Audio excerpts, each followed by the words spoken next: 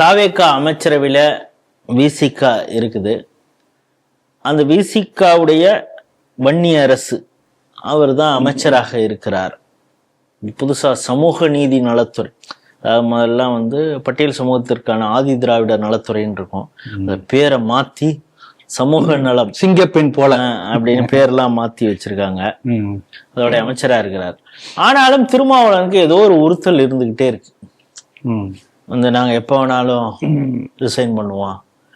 அமைச்சரவையில் அதாவது பெரிய குழப்பத்துல இருக்கிறான்னு தெரியுது. அமைச்சரவையிலே நாங்கள் பங்கெடுத்திருக்கிறோம், அதற்காக அந்த கட்சியோடு கூட்டணியில் இருக்கிறோம்னு சொல்ல முடியாது அப்படிங்கிறாரு. அதுக்கப்புறம் திமுகவும் அதிமுகவும் இணைந்து ஆட்சி அமைப்பதாக ஒரு கருத்து நிலவுவதாக திமுகவினர் சொன்னாங்க. ஆனா அவங்க இருவரும் சேர்ந்து ஆட்சி அமைக்கணும்னு சொல்லல. ஏதோ ஒரு என்ன அவருக்கு ஆயிருக்கு என்னன்னு தெரியல. கம்யூனிஸ்டுகள் வெளியிலேருந்து ஆதரவு சொன்னாங்க, அதை வச்சு நாங்களும் அந்த முடிவு எடுக்கணும்னு நினைச்சோம்.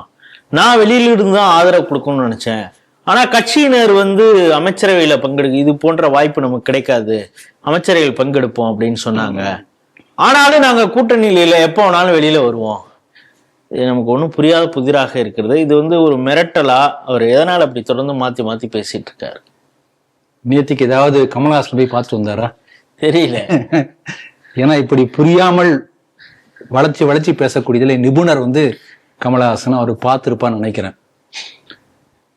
அவர் பாருங்க, நீங்க குழப்பத்துல இருக்கார் சொல்றீங்க, அவர் எங்க இருக்காருன்னே தெரியல. அமைச்சரவையில இருக்கோம், நாங்க கூட்டணியில் இருக்கோமா இல்லையான்னு அவருக்கே தெரியல. அந்த மாதிரி ஒரு குழப்பத்தை ஏற்படுவது போல பேசுகிறார் என்று நீங்க சொல்றீங்க. நான் என்ன நினைக்கிறேன்னா தெளிவான இருக்கார், நம்மள குழப்புறார்.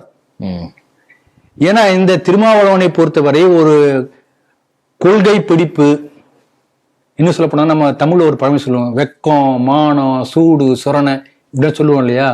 இதெல்லாம் அவருக்கு ஒன்றும் அதை பத்திலாம் கவலைப்பட மாட்டார். அவருக்கு வேண்டியது தன்னுடைய பதவி, தன்னுடைய பொசிஷன், இதை தக்க வைத்துக்கணும்.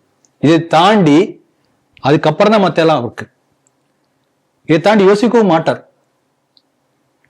பாருங்க, இப்ப இவங்க திமுகவோட கூட்டணியில் இருந்த போது அதிகமான எஸ்சி ஹாஸ்டல் மூடப்பட்டது, பேசினாரா? இதே போல நாங்கள்லாம் தீண்டத்தகாதவர்கள் தயாநிதி மாறன் பேசினார். திமுக பல அமைச்சர்கள் பட்டியல் சமூகத்தை கிண்டல் செய்தாங்க. பல விழாக்கள்ல இந்த சமூகத்தினை அவமானம் பண்ணாங்க.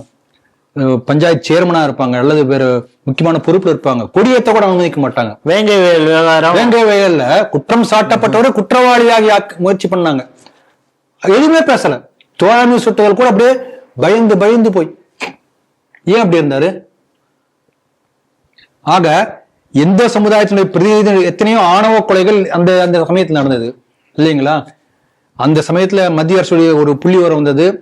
இந்த மாதிரி மலக்குழி மரணங்கள்ல இந்தியாவிலேயே முதல் இடத்தில் இருக்கக்கூடிய அளவு தமிழ்நாடு கேவலமா இருக்கு என்று மத்திய அரசாங்கம் சுட்டி காட்டியிருந்தது. அதேபோல ஆளுநர் ஆர்.என். ரவியே அடிக்கடி சொல்லியிருந்தார், 40% பட்டியல் சமூகத்திற்கு எதிராக குற்றச்செயல்கள் நடக்கக்கூடிய ஒரு மாநிலமாக தமிழகம் இருக்கிறது பலமுறை பலமுறை. இதுக்கெல்லாம் எந்த நடவடிக்கை எடுக்கல.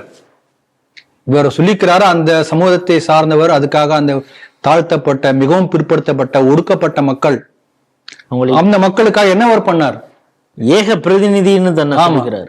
அந்த பறையர் சமுதாயத்தை சேர்ந்தவர்களுக்காக நான் பேனர், என்னுடைய பேனர் அந்த கூட்டணியில் இருக்கு, நான் அங்கனாச்சும் இன்னொருத்தன் பேனர் பிடிச்சிட்டு வந்துருவோம், அதனால நான் கூட்டணியில் இருக்கேன் சொன்னார். அப்ப தெளிவா என்ன சொல்லியிருக்காரு, இவருக்கு ஒட்டி கொள்ளணும் எங்கேயா ஒரு இடத்துல போய், அவ்வளவுதான், அதை தாண்டி ஒண்ணும் கிடையாது.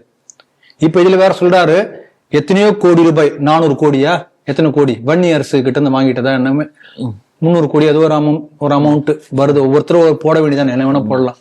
அத்தனை நூற்றுக்கணக்கான கோடிகள் நம்ம அந்த உயரமான அமைச்சர் ஆதவ அர்ஜுனாட்ட இருந்து நாங்க வாங்கிட்டோம் என்று குற்றச்சாட்டு வந்திருப்பதாக சொல்றாங்க.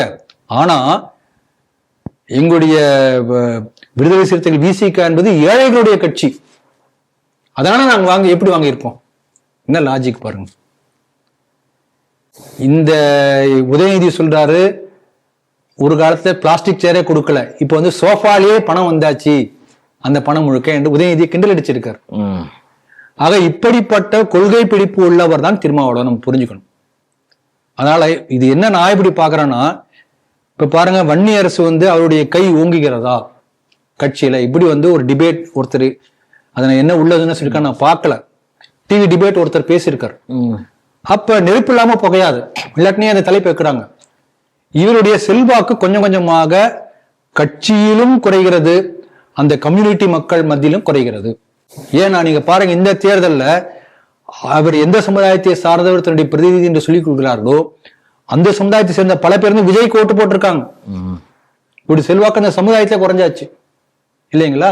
அதனாலதான் ஜாயின் டிவிக்கு வர வேண்டிய கட்டாயம் ஏற்பட்டது. இது ஒண்ணு.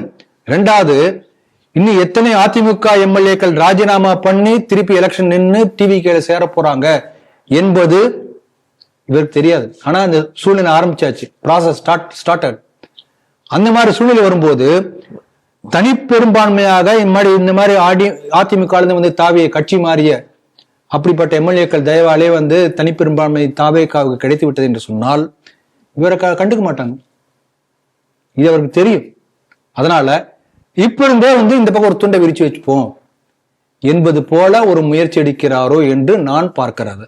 அதை தாண்டி ஒரு பெரிய கொள்கை பிடிப்பு. இவர் சொல்றாரு, இவர் ஏன் கூட்டணிக்கு போனாரோ அதுக்கு ஒரு காரணம் சொல்றாரு. என்ன சொல்றாருன்னா, உங்களுக்கு துணை முதல்வர் பதவி கொடுப்போம் என்று சொல்லி அந்த இன்னொருத்தர் அந்த அமைச்சர் அவர் வந்து சொன்னார், அந்த ரவிக்குமாரா அவர் சொன்னார், சொல்லி தான் போனேன், அதுக்காக கூட்டணிக்கு ஆதரவு கொடுக்கறது நான் போனேன். அது கூட வந்து எனக்கு துணை முதல்வர் பதவி என்று எனக்கு நான் வந்து அதுக்காக நான் போல, தலித் சமுதாயத்தை சேர்ந்த ஒருத்தருக்கு அங்கீகாரம் அடையாளம் கிடைக்கும் அகில இந்திய அளவில் என்பதற்காக நான் வந்து ஒத்துக்கொண்டேன், இல்லாட்டி நான் கூட்டணிக்கே போயிருக்க மாட்டேன் அப்படின்னா ஒரு பெரிய அறிக்கை.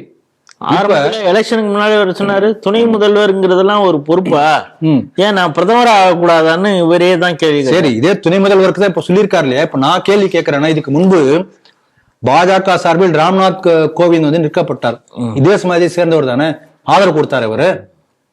அப்ப இதெல்லாம் ஒரு வெளி வேஷம். ஆகவே மக்களை ஏமாற்றக்கூடிய கொள்கை பிடிப்பு இல்லாமல் ஒரு கொள்கை தெளிவா இருக்கார். இப்படியாவது தன்னுடைய கட்சி தன்னை சார்ந்தவர்கள் அந்த பதவியில் ஏதோ ஒரு பதவியில் இருக்கணும், இந்த ஒரு கொள்கையை தவிர வேற எந்த கொள்கை இருப்பதாக தெரியவில்லை. அதனால அவர் தெளிவாகத்தான் இருக்கிறார். அடுத்து தன்னுடைய நிலையை வந்து எப்படி தக்க வைத்துக் கொள்வது, எந்த பக்கம் போறது, மதில் மேல் பூனை மாதிரி எந்த பக்கம் தாவலாம், அதுக்காக இன்னொரு பக்கம் ஒரு ரூட் கிளியர் பண்ணி வச்சுக்கிறார், 2 பக்கம் வச்சுக்கிறார் கமா போட்டு. அப்படித்தான் இதை பார்க்கிறேனே தவிர அவர் வந்து குழப்பமாக இருப்பதாக நான் கருதவில்லை.